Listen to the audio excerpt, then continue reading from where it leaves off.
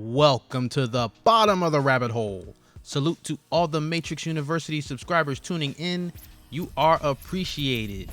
In this video, we are going to discuss the Matrix comic, An Asset to the System.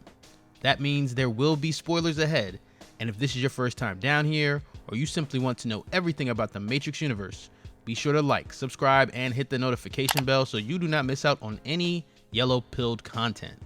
An Asset to the System was the second Matrix comic created by Troy Nixey, the first of which is titled A Sword of a Different Color.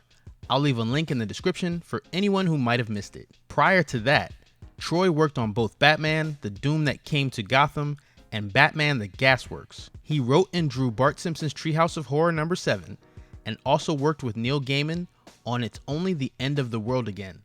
In 2007, he turned to filmmaking and got his directorial debut with Don't Be Afraid of the Dark, starring Guy Pearce and Katie Holmes, which released in 2011. An Asset to the System starts with the main character, Peter Pete Williford, brainstorming for his police academy entrance essay and describing why he wanted to become a police officer since he was a young child. In the 20th anniversary edition, you'll notice that the dialogue on the lined paper throughout the comic were excerpts from Peter's essay submission. He witnessed a home invasion while hiding behind the television when he was only 5 years old, and this same crime resulted in the death of his father. Peter worked as a security guard for Grau Industries. That evening, Pete brought the academy application papers he was struggling to fill out with him to work. The forms were noticed by the other security guard on duty, Charlie, a former cop of 28 years, who expressed disapproval of Pete's repeated application attempts. Charlie tried to advise Pete not to waste his life away trying to serve and protect, explaining that the job wasn't worth the sacrifice, and then saying that security work was where policemen were supposed to end up, not where their careers got started. Suddenly, Peter and Charlie were caught off guard by an explosion at the building entrance as an unknown red pill broke into the building using a bomb. The two security guards, whose security stations were only a short distance away from the entrance, watched the mysterious red pill emerge from the flames before he hyper-jumped into the air right in front of them, traveling over their heads, landing well behind the security station as he then continued running.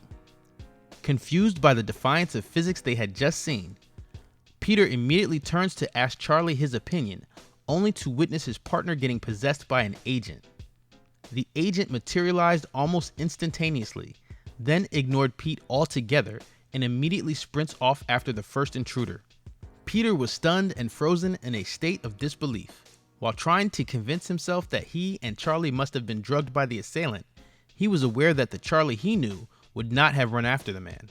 Eventually, Pete decided to grab the shotgun locked under his desk, and quickly realized that the two intruders were too engaged in their own gunfight to even notice him. Peter pointed his handgun at the red pill and ordered him to stop. The red pill warns that Peter has no idea what he has just stepped into, and told Peter that he should run. Peter carefully positioned himself in between the two men, and then pointed the shotgun that was in his other hand at the agent.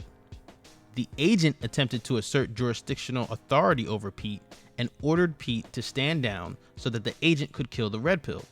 Unconvinced and wanting to take control of the situation, Peter instead chose to order both men to put down their weapons. Ultimately, both men were not happy with Pete's interference. Still staring at each other, they simply chose to ignore Pete, who suddenly and painfully recognized what was about to happen when both men raised their firearms and opened fire as if Peter was no longer standing in between them. Back in the real world, immediately after Peter was killed inside the Matrix, a Docbot could be seen overseeing Pete's disconnection from the pod.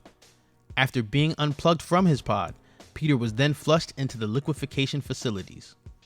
And speaking of liquefaction facilities, I recently uploaded an entire video dedicated to the assassin from the Matrix Online, who was once the program in charge of recycling these bodies, and he shared a couple of very important details. I'll leave a link in the description for anyone who needs to get caught up. Don't forget to show off your hardcore Matrix fan status by ordering the custom Resurrection Code Sneakers. If you appreciate this kind of yellow-pilled content, be sure to share it on other platforms like Facebook, Reddit, Twitter, and remember, as one realizes that one is a dream figure in another person's dream, that is self-awareness.